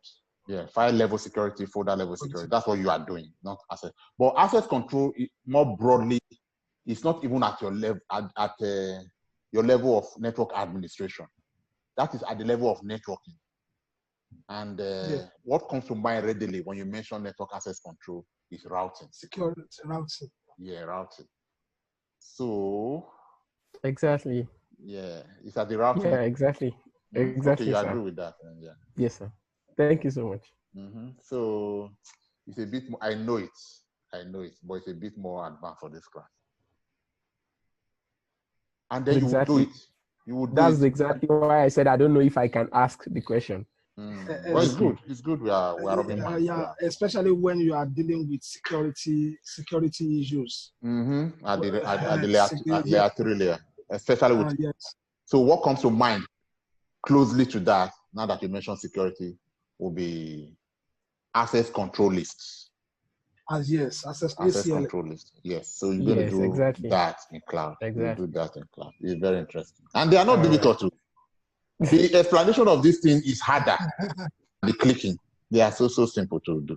Wow. Okay. All right. One more Thank question, you sir. so much. Yeah.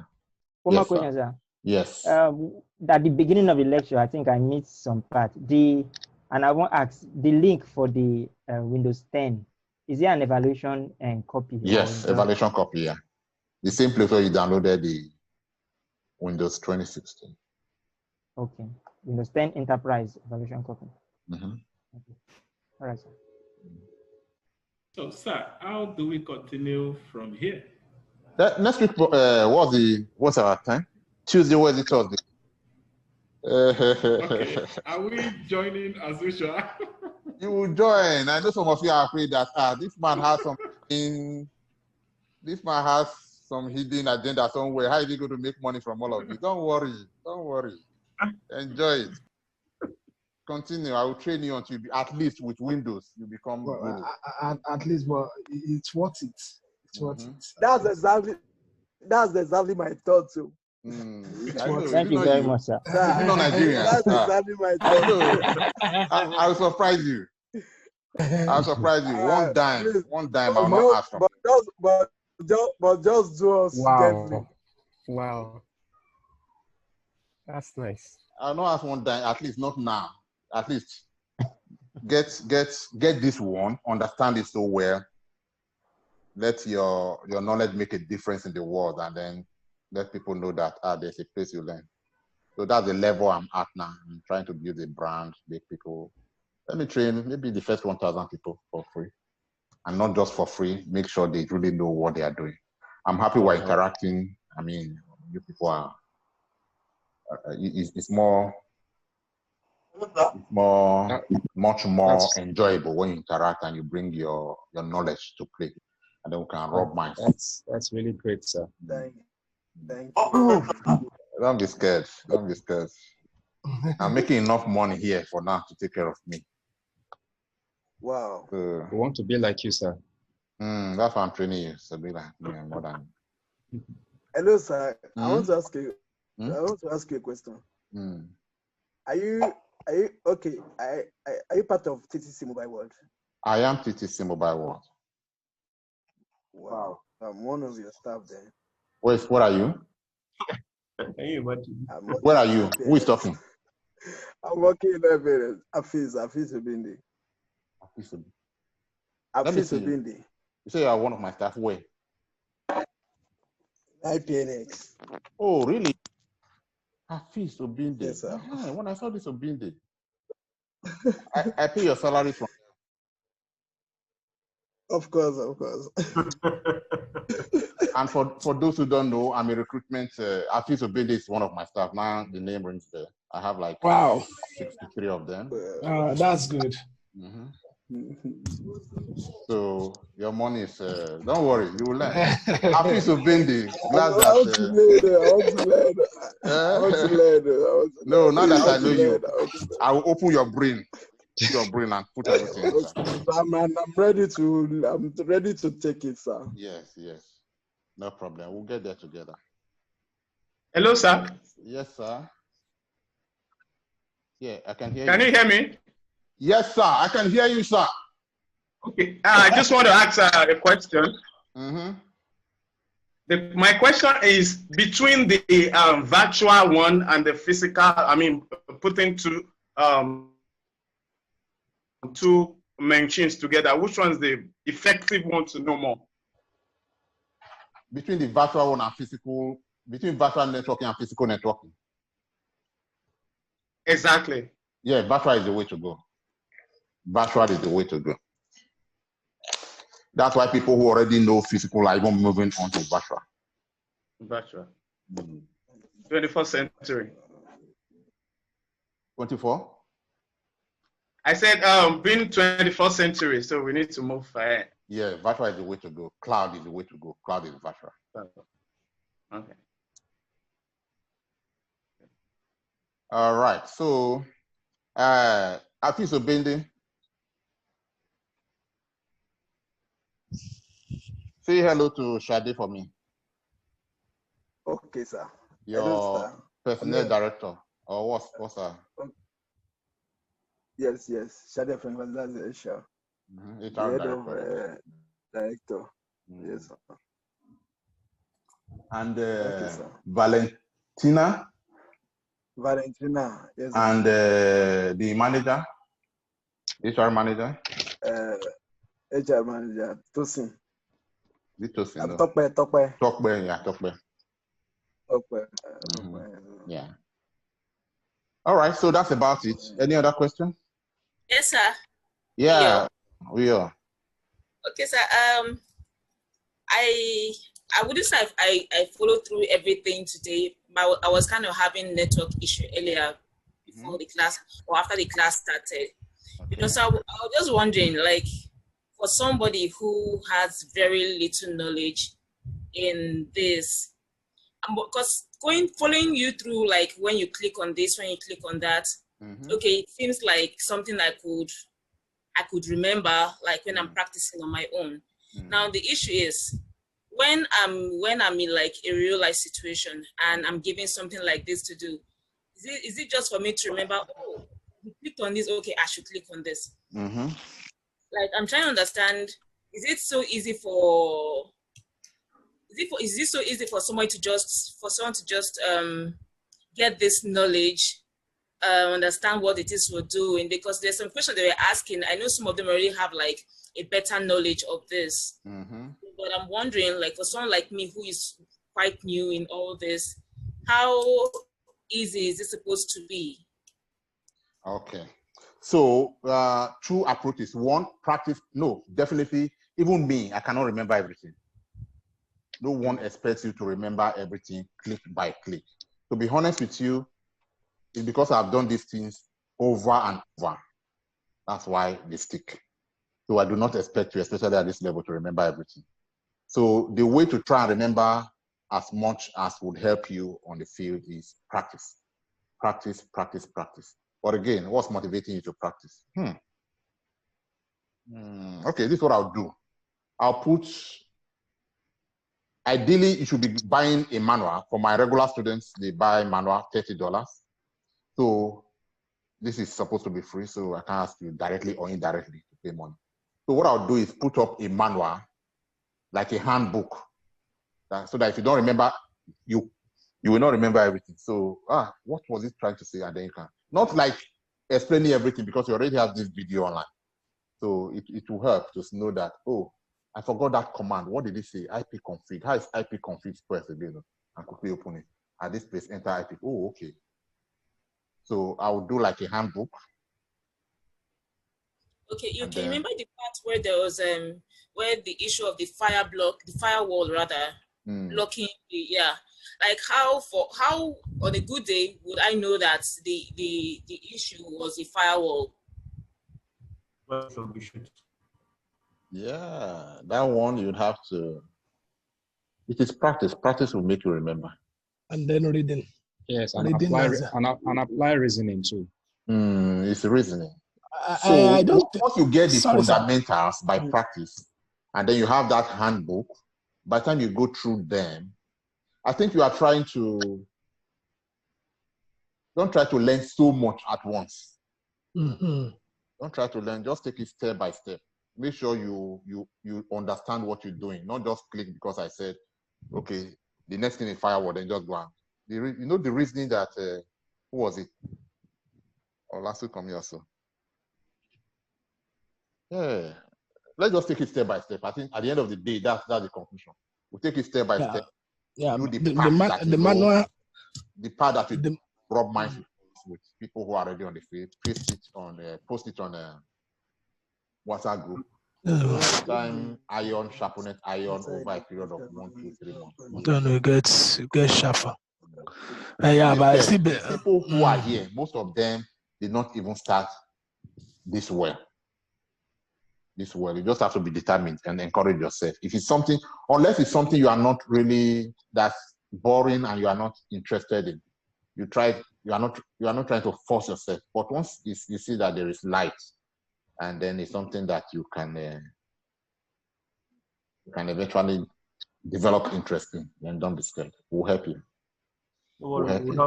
We'll just take your finger and then we'll just pull you along again. All right. Yes, Eniola, you were trying to say something while I was talking. Yes, to buttress your point, like someone like me, I've never worked in IT department. What prompted me joining this program is I'm about to take a network security plus, computer security plus exam. Okay. So I discovered during that process that I got to some section that I need to know more about networking. Did you get me now? So what to buttress your point, we will need that manual because you need to read a lot. When the guy mentioned the firewall, I quickly put it that, okay, I quickly discovered that, okay, the firewall might be at the default settings because I have read something about that before. I don't know whether I'm... that manual is not a promise, I must say. It's not a promise. Wow. So don't depend on my manual. You already have you have these things on I also work, I work where I make money, so I don't want to put all my efforts on. I'll try